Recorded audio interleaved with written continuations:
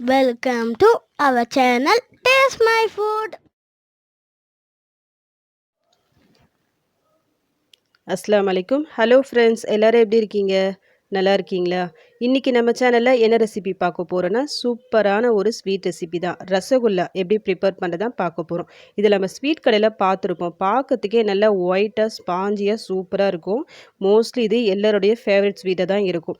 அதிகமாக நம்ம இதை கடையில் தான் வாங்கி சாப்பிட்ருப்போம். வீட்டில் வந்து அந்தளவுக்கு ட்ரை பண்ணியிருக்க மாட்டோம். பட் இதுக்கு மேலே வீட்லேயே ஈஸியாக செய்யலாம் ரசகுல்லா. அதுவும் சாஃப்டான ஸ்பாஞ்சியான ரசகுல்லாஸ் எப்படி ப்ரிப்பேர் பண்ணுறது அப்படி தான் இன்றைக்கி நம்ம வீடியோவில் பார்க்க போகிறோம். ஸோ இந்த வீடியோவை ஸ்கிப் பண்ணாமல் ஃபுல்லாக பாருங்கள். ஓகே, இப்போ நம்ம ப்ரிப்பரேஷனை ஸ்டார்ட் பண்ணிடலாம்.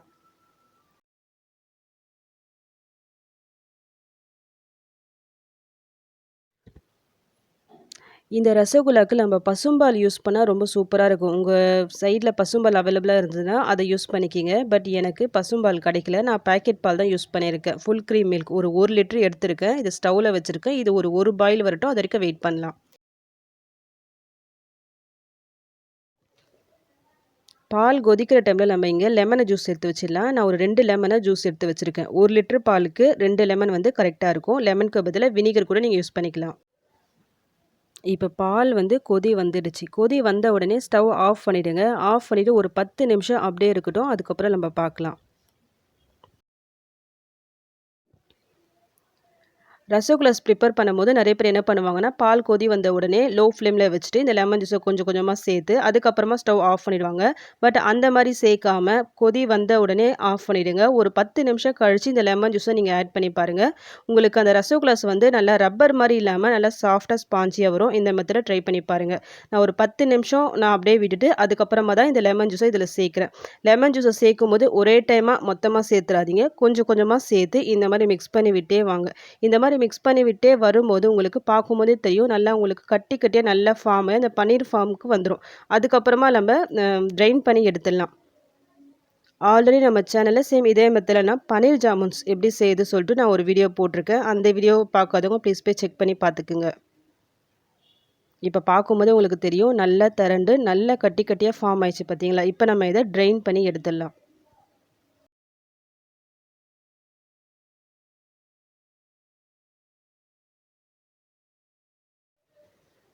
இப்போ நம்ம இதை வடிகட்டி எடுத்துடலாம். இந்த மாதிரி ஒரு துணியை எடுத்துட்டு வடிகட்டி எடுத்துருங்க. வடிகட்டிட்டு என்ன பண்ணுங்கன்னா, உடனே கொஞ்சம் தண்ணி நார்மல் வாட்டர் இருக்குது பார்த்தீங்களா, அது போட்டு ஒரு 2, 3 தடவை நல்லா வாஷ் பண்ணி எடுத்துருங்க. எதுக்காக இந்த மாதிரி நம்ம வாஷ் பண்ணி எடுக்கிறோன்னா, நம்ம இந்த பால் திரிய வைக்கும்போது லெமன் ஜூஸ் ஆட் பண்ணியிருக்கோம்ல, நம்ம டைரெக்டாக அப்படியே வடிகட்டி எடுத்தால் அந்த லெமன் ஜூஸோட ஃப்ளேவர் வந்து உங்களுக்கு இருக்கும். இந்த மாதிரி தண்ணி போட்டு 2, 3 தடவை அலசி எடுக்கும்போது சுத்தமாக அந்த ஃப்ளேவர் உங்களுக்கு வராது. நல்லா இந்த மாதிரி பிழிஞ்சு விட்டுக்குங்க.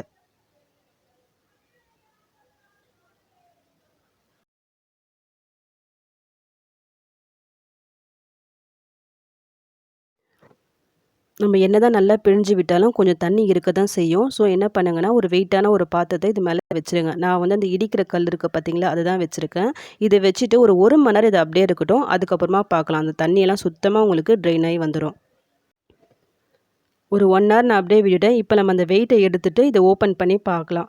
அந்த தண்ணி வந்து உங்களுக்கு சுத்தமாக வடிஞ்சு நம்மளுக்கு பன்னீர் ரெடி ஆகிடும். இதுக்கு மேலே இதை நல்லா பிசைஞ்சு ரசகுல்லாஸை ரெடி பண்ண வேண்டியது தான்.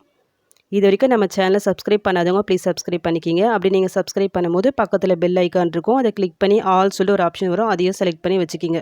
அந்த மாதிரி நீங்கள் செலக்ட் பண்ணி வைக்கும்போது தான் அடுத்தடுத்து போடக்கூடிய வீடியோஸ் வந்து உங்களுக்கு நோட்டிஃபிகேஷனாக வரும். இப்போ ரெடியான பன்னீரை வந்து ஒரு பெரிய பிளேட்க்கு ட்ரான்ஸ்ஃபர் பண்ணிக்கிங்க. அப்போ தான் உங்களுக்கு மிக்ஸ் பண்ணுறதுக்கு கரெக்டாக இருக்கும். ட்ரான்ஸ்ஃபர் பண்ணிவிட்டு இந்த மாதிரி நல்லா உடச்சி விட்டுக்குங்க. உடச்சி விட்டுட்டு இதை ஒரு 10 நிமிஷம் நல்லா பிசைஞ்சு விடணும். அப்போ தான் உங்களுக்கு ரசகுல்லாஸ் வந்து சாஃப்டாக வரும். எந்த அளவுக்கு இது மிக்ஸ் பண்ணி எடுக்கணும்னா, நல்லா உள்ளங்கையால் இந்த மாதிரி நல்லா மிக்ஸ் பண்ணி விட்டுட்டு எல்லாத்தையும் ஒன்று சேர்த்து பிசைஞ்சு விட்டே வாங்க. அப்போ வந்து எல்லாம் ஒன்று சேர்ந்து உங்களுக்கு சாஃப்டான ஒரு மாவு பதத்தில் வரும். அந்த மாதிரி நீங்கள் செய்யும்போது தான் ரசகுல்லாஸ் வந்து உடையாமல் இருக்கும் அந்த சர்க்கரை பாகில் போடும்போது.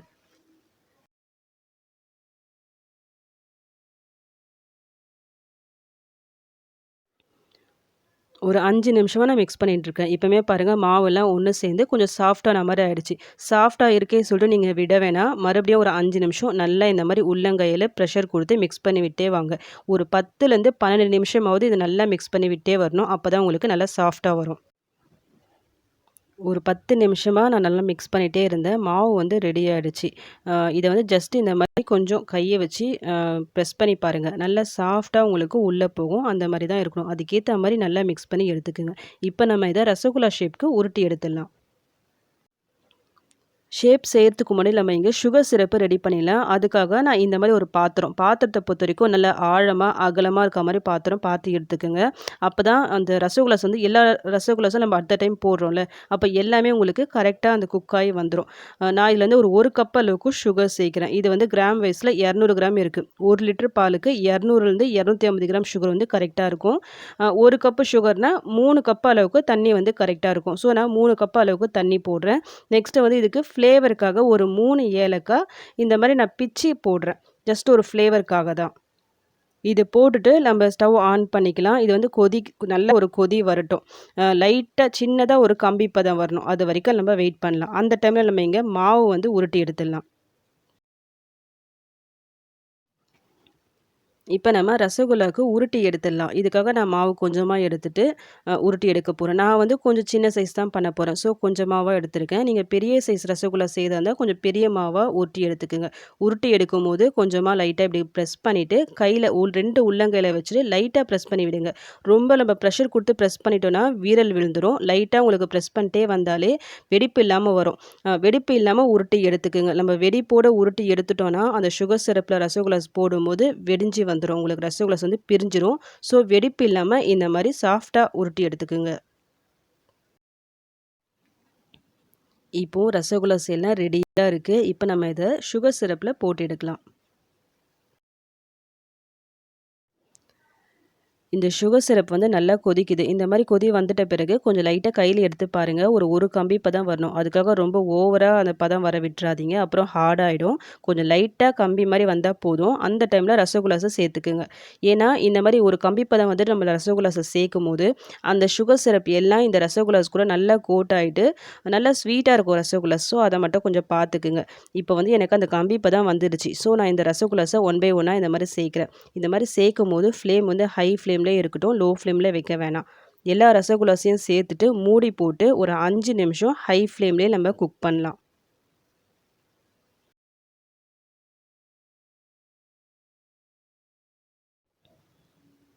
ஒரு 5 நிமிஷம் கழிச்சு நான் ஓப்பன் பண்றேன். பாருங்க இந்த ரசகுல்லாஸ்லாம் நல்லா கொதிச்சுன்ருக்கு. இப்ப நம்ம மீடியம் ஃப்ளேம்ல வச்சுக்கலாம். மீடியம் ஃப்ளேம்ல வச்சுட்டு மறுபடியும் மூடி போட்டு ஒரு 10 நிமிஷம் இத குக் பண்ணலாம். நீங்க ஒரு ஸ்பூன வச்சு லைட்டா இந்த மாரி மிக்ஸ் பண்ணி விட்டுக்குங்க. ரொம்ப ஃபோர்ஸா பண்ணிடாதீங்க. அப்புறம் ரசகுல்லாஸ் வந்து உடைஞ்சு போயிடும். லைட்டா இந்த மாரி பண்ணா போதும். பண்ணிட்டு மறுபடியும் மூடி போட்டுடலாம். ஒரு 10 நிமிஷம் இது இருக்கட்டும் அப்படியே மீடியம் ஃப்ளேம்ல. ஒரு 10 நிமிஷம் கழிச்சு நான் இப்போ ஓப்பன் பண்றேன். பார்க்கலாம் எப்படி இருக்குன்ட்டு. பாருங்க நம்ம போட்ட ரசகுல்லாஸ்லாம் நல்லா டபுள் ஆயி சூப்பரா வந்தாச்சு. அவ்வளோதான். இப்போ நம்மளுக்கு ரசகுல்லாஸ் வந்து ரெடி ஆயிடுச்சு. இதுக்கு மேல ரசகுல்லாஸ நம்ம கடையில தான் போய் வாங்கி சாப்பிடணும்னு இல்ல. இதுக்கு மேல வீட்லயே ரொம்ப ஈஸியா ப்ரிப்பேர் பண்ணலாம். இப்போ நம்ம ஸ்டவ் ஆஃப் பண்ணிக்கலாம். ஸ்டவ் ஆஃப் பண்ணியாச்சு. இத அப்படியே ஒரு 8 மணி நேரம் இருக்கட்டும். அதுக்கப்புறமா நம்ம சர்வ் பண்ணிக்கலாம். அவ்வளவுதான். இப்ப நம்மளுக்கு நல்ல சாஃப்ட்டான, ஸ்பாஞ்சியான ரசகுல்லாஸ் ரெடி. எனக்கு 1 லிட்டர் பால்ல மீடியம் சைஸ்ல ஒரு 16லிருந்து 17 ரசகுல்லாஸ் வந்துச்சு. இதே நம்ம கடையில காசு குடுத்து வாங்குனா, கண்டிப்பா இது வந்து காசு ஜாஸ்தி தான். நம்ம வீட்லயே ஈஸியாவும் இத ப்ரிப்பேர் பண்ணிடலாம். ஸோ, இதுக்கு மேல ரசகுல்லாஸ வீட்லயே செஞ்சு பாருங்க. செஞ்சு பார்த்துட்டு எப்படி வந்துச்சு சொல்லிட்டு எனக்கு கமெண்ட் பண்ணுங்க.